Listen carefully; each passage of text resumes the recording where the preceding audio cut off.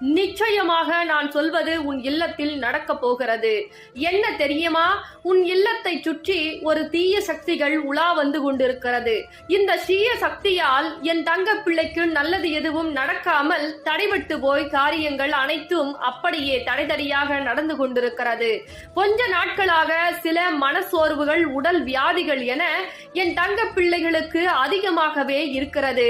என் தங்க பிள்ளையே, இதற்கெல்லாம் இந்த தாய் இன்று தீர்வுகளை அளிக்கப் போகிறேன். யார் இந்த பதிவு கண்களில் படுகிறதோ அவர்கள் முழுமையாக கேட்க வேண்டும். இது சாதாரணமான பதிவு கிடையாது.